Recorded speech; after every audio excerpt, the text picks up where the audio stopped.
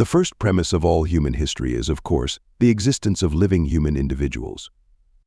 Thus, the first fact to be established is the physical organization of these individuals and their consequent relation to the rest of nature. Men can be distinguished from animals by consciousness, by religion, or anything else you like. They themselves begin to distinguish themselves from animals as soon as they begin to produce their means of subsistence, a step which is conditioned by their physical organization. By producing their means of subsistence, men are indirectly producing their actual material life. The question whether objective truth can be attributed to human thinking is not a question of theory, but is a practical question. The materialist doctrine concerning the changing of circumstances and upbringing forgets that circumstances are changed by men, and that it is essential to educate the educator himself. This doctrine must, therefore, divide society into two parts, one of which is superior to society. The philosophers have only interpreted the world. In various ways, the point is to change it. One of the most difficult tasks confronting philosophers is to descend from the world of thought to the actual world. Language is the immediate actuality of thought. Just as philosophers have given thought an independent existence, so they were bound to make language into an independent realm. History does nothing.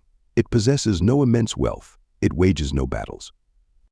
It is man, real, living man, who does all that, who possesses and fights. History is not, as it were, a person apart, using man as a means to achieve its own aims. History is nothing but the activity of man pursuing his aims.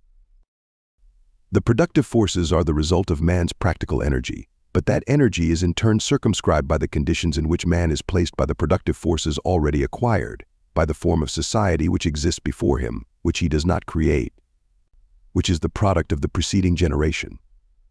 The hand mill gives you society with the feudal lord, the steam mill society with the industrial capitalist. Economists explain how production takes place in the above-mentioned relations, but what they do not explain is how these relations themselves are produced, that is, the historical movement which gave them birth. Proudhon, taking these relations for principles, categories, has merely to put into order these thoughts. Machines were, it may be said, the weapon employed by the capitalist to quell the revolt of specialized labor. The working class, in the course of its development, will substitute for the old civil society an association which will exclude classes and their antagonism, and there will be no more political power properly so called, since political power is precisely the official expression of antagonism in civil society.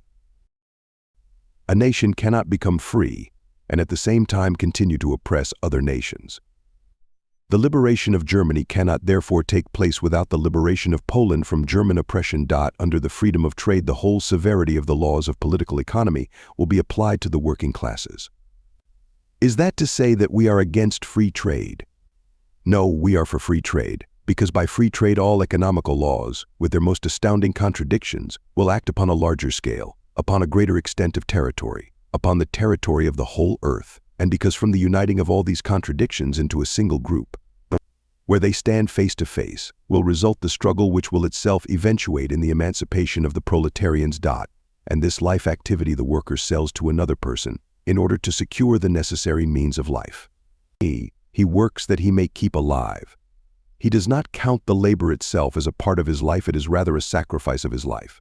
It is a commodity that he has auctioned off to another.